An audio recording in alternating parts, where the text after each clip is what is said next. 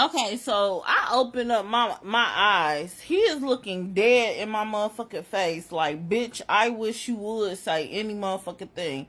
This is something law enforcement's really gotta work on, or anybody dealing with anybody in a trauma situation. Don't ask them nothing when nobody is the fuck around. She's sitting up there asking me, did I hear anything, see anything, da da da da, because at this point, I think they didn't put A and B together and realize she did not fall out that fucking bed. And to this day, I haven't even asked my sister about this situation, because my sister and her trauma response and mine is completely the fuck different. And it's a no-go. So at this point, they basically asked my sister to come in. My sister's 6 years older than me. They asked her, like, can you come in here, get your little sister dressed? She gets me dressed. We end up going to the hospital. I don't quite remember how we got there, though. We get there. My biological mom ended up getting her hair wrapped up. We don't go back home. We go to a shelter for battered and abused women. And look, be very clear, like, it was very congested. It was like dirty kinda. And it was just a whole lot of women. It was very depressing. It was just depressing as fuck. And they was playing Little Mermaid back to back. And then that's when I found out I did not like Ariel. And I was thinking then, like, Ariel was a stupid bitch. Because why the fuck is you giving your voice up to a dude?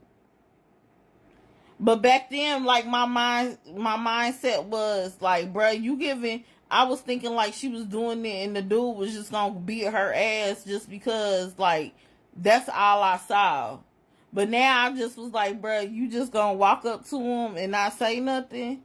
But it changed over time. So we stayed in this shelter for a little while, and I guess my biological mom just got tired of being there. You know how that be when you just out of your comfort zone and this, that, and the third. And basically, like, we left our house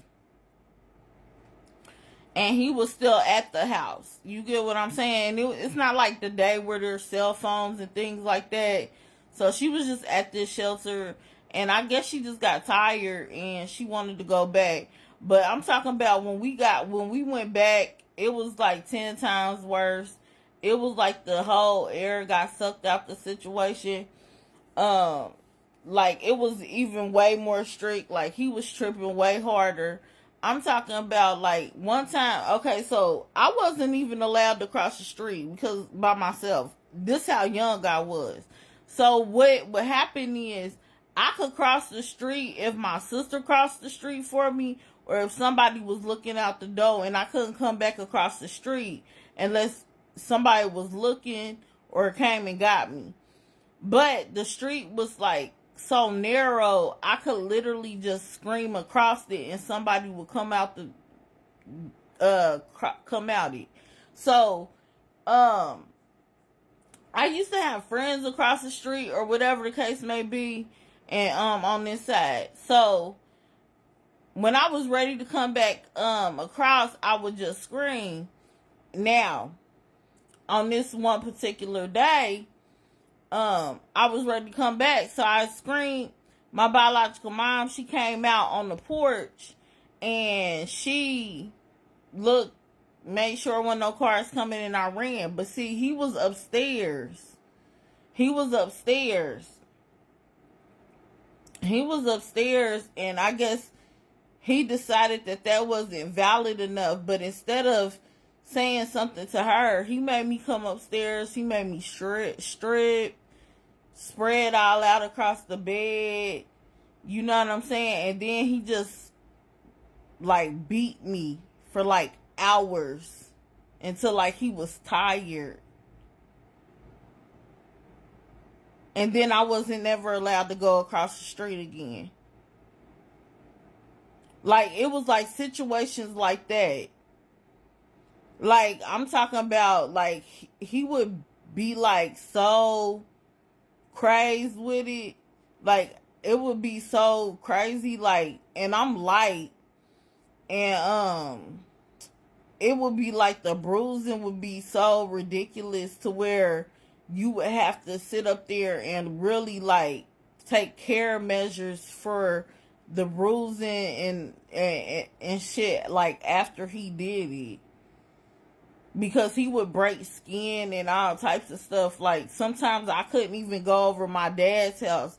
It was so bad that she would stop me from going over my dad's house, and my dad, he would feel some type of way because he felt like if he was paying child support, I needed to go over there. He didn't really want me over there. It was just something for him to complain about. He would hold her in contempt of court.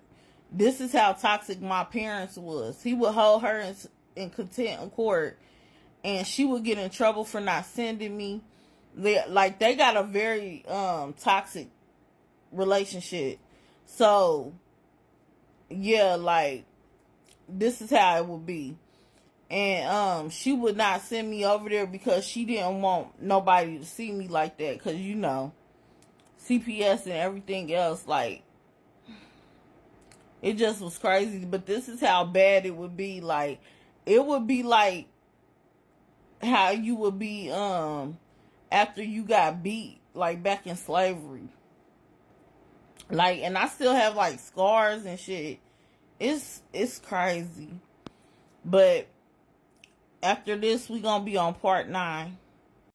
And I probably shouldn't like reference like slavery or anything like that, but I don't know how else to like describe it to get that to get like my point across, or to reference it. But like when you have like that type of abuse like that, or you be stuck in that mindset, or you have those type of scars from that type of situation, I don't know how else to, you know what I'm saying?